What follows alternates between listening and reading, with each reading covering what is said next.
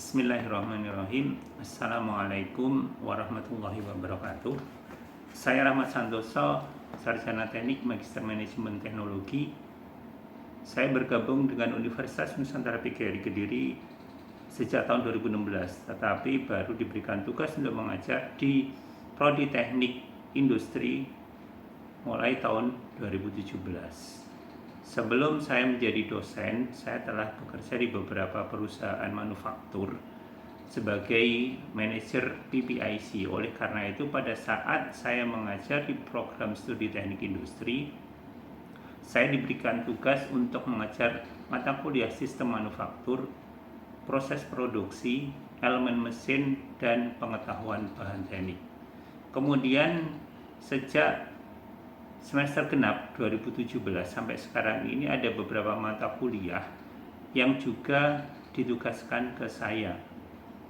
Di antaranya adalah Sistem Informasi Manajemen dan Decision Support System, Manajemen Strategi, Manajemen Logistik dan Rantai Pasok, Technopreneur, Manajemen Operasional, yang mana mata kuliah ini ditugaskan ke saya karena saya dianggap memiliki kompetensi di mata kuliah tersebut dengan latar belakang pengalaman saya di perusahaan manufaktur. Untuk manajemen logistik dan rantai pasok serta manajemen operasional, saya mengajarnya di prodi manajemen, sehingga saya tidak hanya mengajar di prodi teknik industri, tetapi saya juga mengajar di prodi manajemen. Selain itu, saya juga mengajar teknopreneur di program studi teknik informatika. Mata kuliah lain yang juga saya ajarkan adalah elektronika industri, komputer terapan, dan kimia industri. Mata kuliah ini ditugaskan ke saya karena latar belakang pendidikan S1 saya adalah teknik elektro, sehingga saya dianggap mampu untuk mengajarkan mata kuliah ini. Kemudian ada mata kuliah kalkulus dan mekanika teknik yang juga ditugaskan ke saya karena pada saat S1 mata kuliah matematika dan kalkulus itu saya terima selama 4 semester. Kemudian saat ini saya juga mengajar sebagai tutor matematika di bimbingan belajar QMath Learning. Oleh karena itu, saya dianggap memiliki kompetensi untuk mengajar mata kuliah kalkulus dan mekanika teknik. Untuk komputer terapan, saya ajarkan kepada mahasiswa dengan memberikan contoh-contoh aplikatif yang pernah saya lakukan pada saat saya sebagai manajer PPIC di perusahaan. Jadi di sana mahasiswa saya ajari menggunakan program Excel untuk melakukan penjadwalan produksi, untuk melakukan perencanaan inventory. Dengan menggunakan Gantt chart, mereka saya ajari untuk menjadwalkan kapan harus mulai, kapan harus selesai, durasinya berapa lama. Kemudian untuk elektronika industri, saya juga memberikan beberapa contoh aplikatif peralatan-peralatan yang dipergunakan di industri. Salah satu contohnya adalah sensor. Sensor-sensor yang dipergunakan untuk mesin-mesin ini cukup banyak. Ada sensor kecepatan, di mana sensor ini diperlukan untuk mengukur kecepatan cetaknya. Kemudian sensor jumlah, ada sensor suhu, ada banyak sensor yang diterapkan di sana. Kemudian untuk mendukung perkuliahan saya berusaha menggunakan slide presentasi yang cukup menarik, dengan harapan mahasiswa memiliki fokus untuk melihat presentasi yang saya lakukan. Kemudian saya juga menggunakan aplikasi mentimeter.com, di mana aplikasi ini saya pergunakan untuk berinteraksi dengan mahasiswa. Pada saat saya menggunakan mentimeter.com, mahasiswa nanti secara interaktif akan menggunakan handphonenya untuk menjawab pertanyaan-pertanyaan yang saya berikan dengan menggunakan mentimeter.com. Kemudian supaya saya lebih objektif untuk menunjuk mahasiswa pada saat ada pertanyaan-pertanyaan yang saya berikan ke mahasiswa, saya juga menggunakan aplikasi Spin the Wheel. Sehingga dengan aplikasi ini otomatis nanti akan terpilih siapa yang harus menjawab pertanyaan yang saya berikan. Kemudian pada saat mengajar, saya selalu mengawali dengan memberikan RPS, di mana RPS ini sebagai pegangan buat saya dan mahasiswa apa yang harus kami pelajari setiap pertemuan.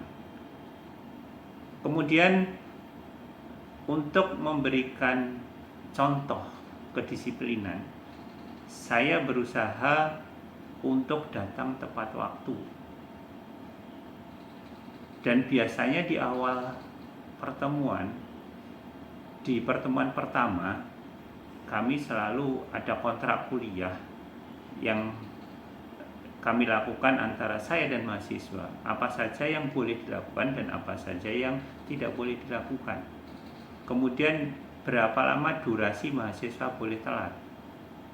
Kalaupun toh misalkan saya ada keperluan, misalkan ada rapat, kemudian ada tugas yang harus diberikan ke saya, maka biasanya saya juga akan memberitahu ketua kelasnya. Kalau misalkan saya tidak bisa mengajar, berarti mata kuliah akan saya ganti dengan hari yang lain. Tetapi kalau misalkan saya bisa mengajar, saya akan mengatakan bahwa mungkin saya akan telat dan nanti jam mengajarnya akan saya tambah. Kemudian untuk refleksi diri saya di akhir semester, di pertemuan ke-15 atau pertemuan ke-14, biasanya saya akan memberikan kuesioner ke mahasiswa untuk memberikan penilaian ke saya, untuk memberikan kritikan ke saya, untuk memberikan masukan ke saya. Dan ini akan saya jadikan acuan untuk memberikan proses pembelajaran yang lebih baik di semester-semester berikutnya. Kemudian untuk kegiatan belajar mengajar saya di kelas, nanti akan saya berikan cuplikan videonya di akhir video ini. Di dalam proses kegiatan belajar mengajar biasanya saya mulai dengan salam, kemudian kita berdoa bersama, kemudian saya refleksi mata kuliah ini dengan pertemuan sebelumnya. Apa yang kita bahas di pertemuan sebelumnya, kita bahas sebentar. Kemudian di situ juga nanti akan saya sampaikan tujuan pembelajaran untuk pertemuan kali ini. Di dalam proses pembelajarannya sendiri, awalnya saya akan memaparkan konsep-konsep, teori-teori yang berhubungan dengan materi yang kita bahas. Kemudian nanti kita juga ada sesi tanya jawab, ada sesi diskusi di sana. Setelah ini kita lakukan, nanti di akhir pertemuan, nanti saya akan memberikan kesimpulan dari pertemuan hari ini. Kemudian di akhir nanti saya juga akan memberikan tugas. Nah, di beberapa mata kuliah sebelum perkuliahan dimulai, saya biasanya juga akan memberikan pretest. Dan setelah perkuliahan selesai, setelah pemaparan yang saya berikan ini selesai, biasanya juga saya akan memberikan post-test. Pretest dan post-test ini saya pergunakan untuk mengukur bagaimana mahasiswa menerima pemaparan yang saya berikan. Nah, pretest dan post-test ini juga memiliki porsi nilai nanti yang saya perhitungkan di akhir. Jadi setiap pertemuan kalau ada pretest dan posttestnya masing-masing punya bobot nilai sendiri. Nanti bobot dari pretest dan posttest ini digabungkan dengan UTS dan UAS, nanti itu akan menjadi nilai akhir. Kemudian saya juga akan menghargai keaktifan dari mahasiswa. Oleh karena itu biasanya saya juga menggunakan rubrik. Rubrik ini biasanya saya gabungkan dengan presensi. Jadi presensi yang dilakukan oleh mahasiswa itu tidak saya nilai 100%. Biasanya saya berikan nilai 85 atau 90%. Nah, 10 atau 15%-nya itu saya berikan keaktifan mahasiswa di dalam kegiatan belajar mengajarnya. Dan proses penilaian ini sudah saya sampaikan di pertemuan pertama, sehingga mahasiswa juga akan paham untuk bisa mendapatkan nilai tertentu apa yang harus mereka lakukan. Saya berusaha untuk selalu objektif memberikan penilaian. Oleh karena itu, saya berusaha memberikan penjelasan-penjelasan terkait dengan apa yang harus dipelajari, terkait dengan bagaimana sistem penilaian saya, sehingga dari awal semuanya sudah clear, semuanya sudah jelas. Demikian yang bisa saya sampaikan. Kemudian untuk kegiatan belajar mengajar yang saya lakukan di kelas nanti akan saya berikan di akhir. Namun baik, assalamualaikum warahmatullahi wabarakatuh. Oke, kita mulai perkuliahan kita hari ini. Tapi sebelumnya supaya kita bisa memahami nanti, bisa membaca nanti ayat-ayatnya, kalau kita berdoa terlebih dahulu sebentar dengan apa yang kita pelajari hari ini, nanti kita bisa memiliki ilmu yang bermanfaat. Berdoa, silakan.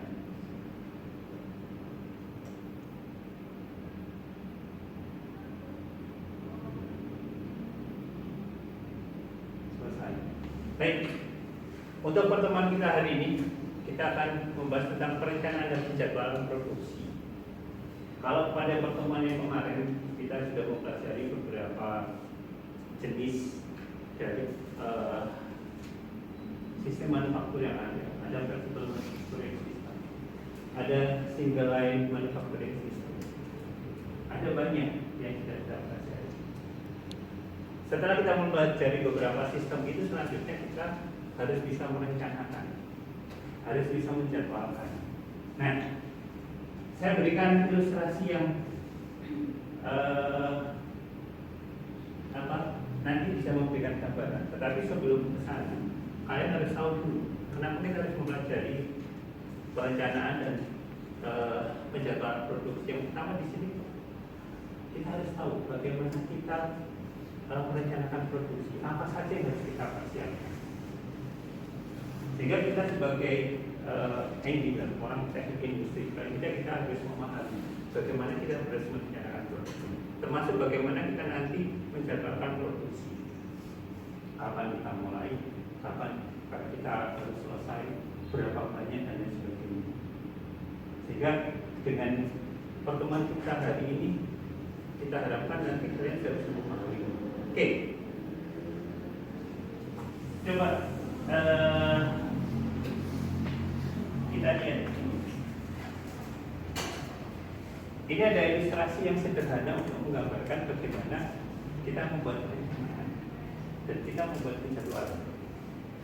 Kalau kita ingin sarapan besok pagi dengan nasi goreng seafood, silakan di handphonenya masing-masing ketik menti.com, kemudian di situ ada kodenya 541644448. Jadi kalau besok pagi kita mau sarapan nasi goreng seafood, kira-kira apa yang harus disiapkan?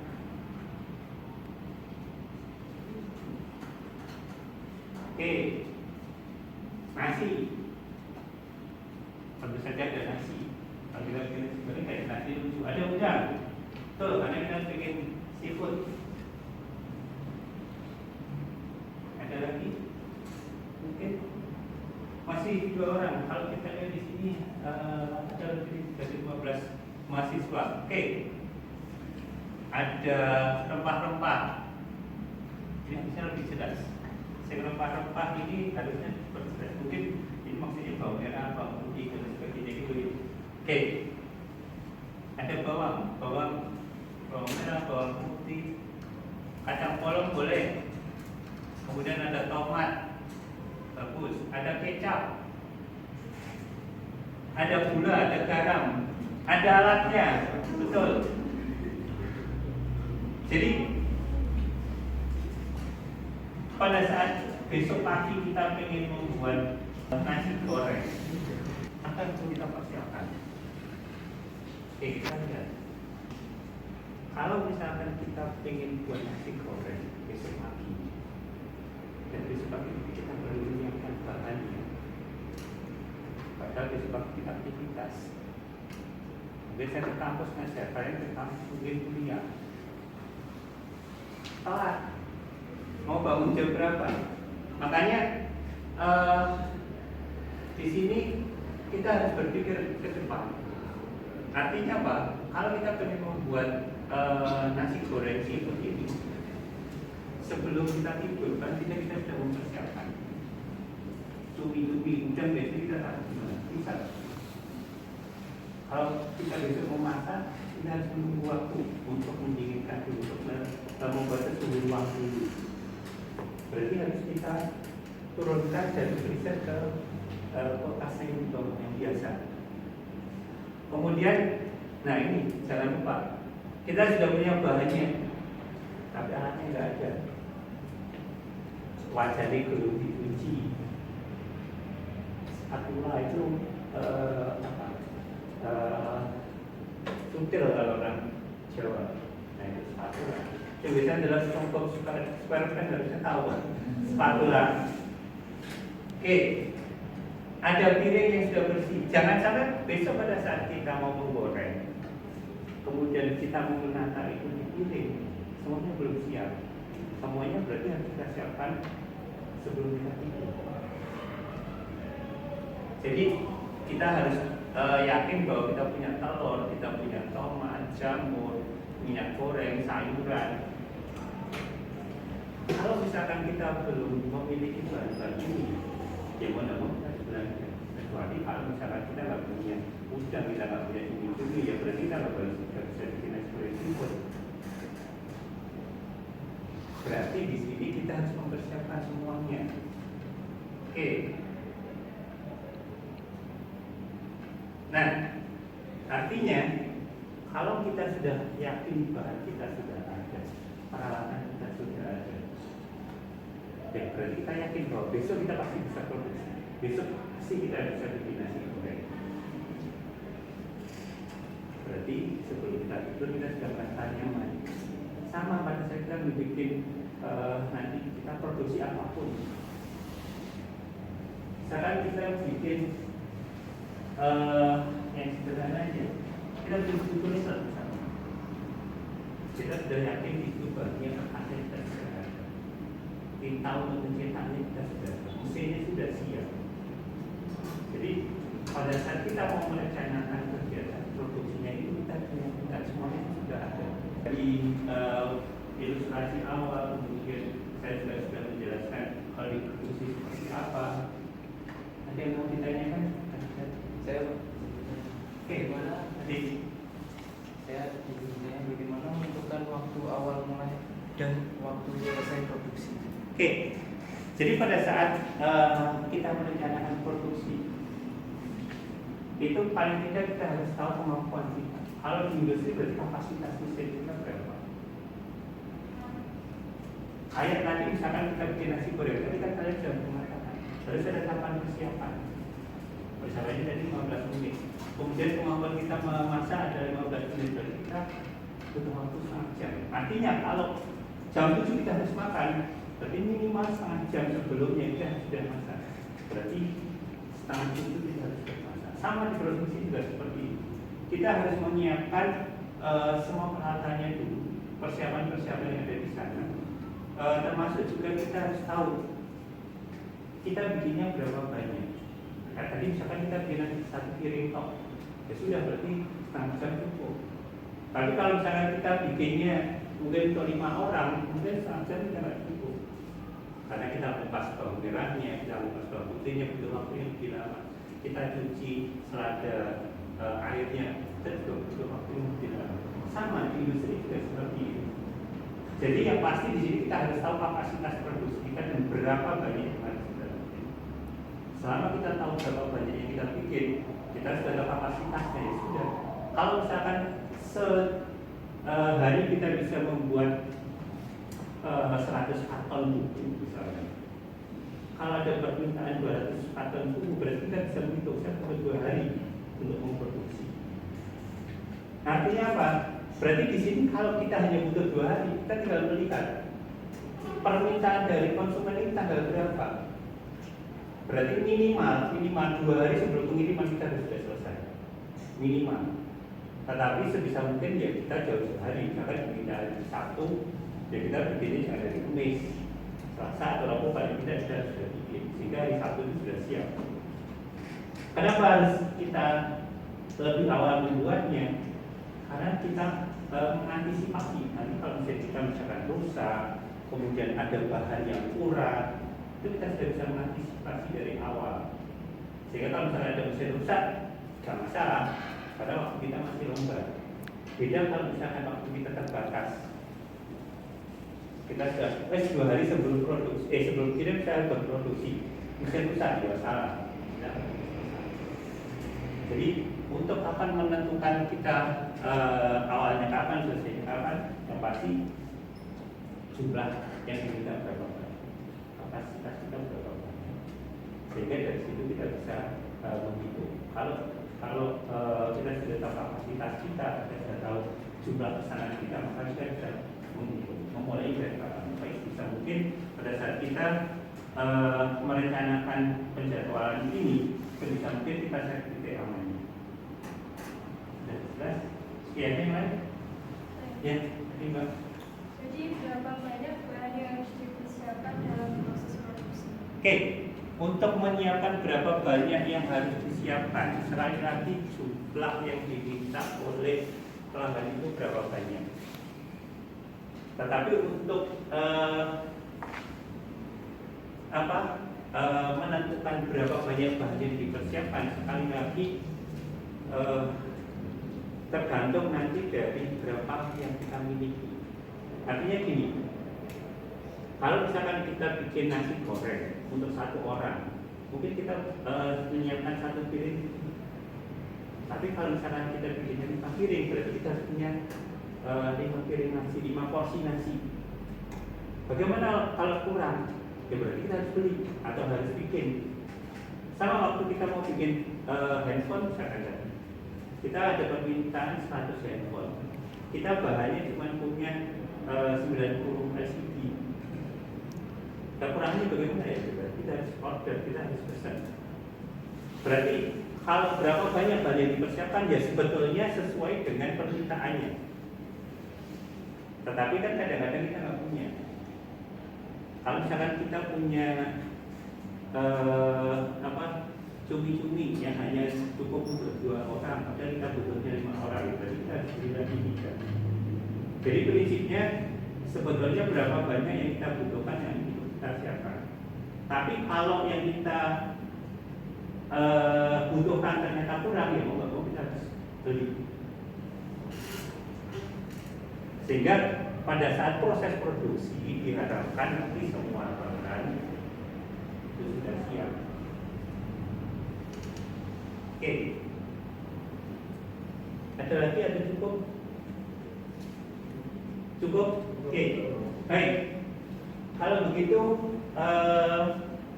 saya simpulkan aja dari pertemuan ini, sebetulnya pada saat kita merencanakan produksi, yang pasti kita harus tahu spesifikasinya dulu. Apa yang kita buat? Bentuknya seperti apa? kemudian juga bahan yang diperlukan itu apa. Nah, bahan ini nanti ada bahan pokok, ada bahan pendukung. Kalau bahan pokok harus ada, kalau bahan pendukung tidak ada, nggak apa-apa. Contohnya, kalau saus siram itu bahan pendukung. Kalau nggak ada saus siram ya harus dipikirin. Tapi kalau kita bikin nasi goreng, nasi digoreng, nah itu masalah. Kalau bikin nasi goreng seafood, seafoodnya nggak ada, itu masalah. Berarti bukan nasi goreng seafood lagi. Sama, kayak bikin handphone, RAM-nya kita butuh 16, tapi kita nggak punya 16, jadi 8 ya, berarti nggak sesuai spesifikasi. Berarti bahan-bahannya di sini kita harus menyiapkan dulu, termasuk nanti prosesnya harus seperti apa, bahan-bahan yang diperlukan nanti apa, peralatan-peralatannya apa, mesin-mesinnya harus kita siapkan apa, termasuk di sini waktu prosesnya, berarti harus kita perhitungkan. Jadi pada saat kita merencanakan produksi, hal-hal ini perlu kita persiapkan. Kemudian terkait dengan penjadwalan. Nah, penjadwalannya pasti di sini jumlahnya diminta berapa banyak dulu. Kalau kita sudah tahu berapa banyaknya, nanti kita baru bisa menghitung awal mulai dan akhir selesainya. Dari mana awal mulai dan akhir selesainya? Dari kapasitas yang kita punya. Kalau kita sudah tahu kapasitas kita, mesin kita itu nanti sehari menghasilkan berapa banyak, terus jumlahnya yang diminta berapa, kan kita bisa menghitung. Seperti yang saya sebutkan tadi di awal. Kalau misalkan kita kapasitasnya 100 karton per hari, kita ada order 200 karton, berarti kita minimal butuh 2 hari. Ini kesimpulan yang saya berikan. Terakhir, tugas. Kita di lingkungan kita banyak UMKM. Kalian nanti tugasnya berkelompok aja, satu kelompok 2 orang, satu kelompok 2 orang, satu kelompok 2 orang, amati di sana. Mereka bikin apa? Bahannya apa? Urutan prosesnya seperti apa? Jadi sesuai dengan apa yang kita bahas di perencanaan dan penjalanannya dan kejadwalan produksi, maka di sini kita tahu pada saat merencanakan tadi awalnya adalah spesifikasi. Berarti kalian lihat produknya apa, kemudian bahan yang diperlukan apa. Nanti silakan kalian amati di sini, bikin aja makalah atau banyak-banyak. Yang pasti di sini nanti harus dijelaskan spesifikasinya apa, kemudian bahannya apa, urutan prosesnya bagaimana, kemudian kalau memungkinkan per tahap itu kapasitasnya berapa atau durasi waktunya berapa. Kemudian juga penjadwalan produksinya. Artinya di sini pada saat kalian sudah tahu kapasitasnya, sebisa mungkin juga kalian tahu rata-rata permintaan mereka berapa banyak. Jadi kalau misalkan ada yang bikin pupuk, bahannya itu bikin pupuk berarti butuh apa? Butuh tepung. Butuh apa lagi? Di situ biasanya ada juga ada garam dan lain sebagainya. Prosesnya seperti apa? Masing-masing proses itu harus kalian lihat waktunya berapa lama, sehingga kalian pada saat menjadwalkan kalian sudah tahu. Oh, untuk membuat kerupuk berarti nanti di situ ada proses pembuatan montongannya dulu, ada pengirisannya dulu, ada penjemurannya dulu, baru nanti di situ mungkin proses penggorengan dan sebagainya. Jadi tugas kalian hari ini membuat perencanaan dan penjadwalan produksi di UMKM sekitar kalian. Satu kelompok 2 orang nanti dikumpulkan di depan. Oke? Baik. Kalau begitu sudah saya berikan kesimpulan, sudah saya berikan.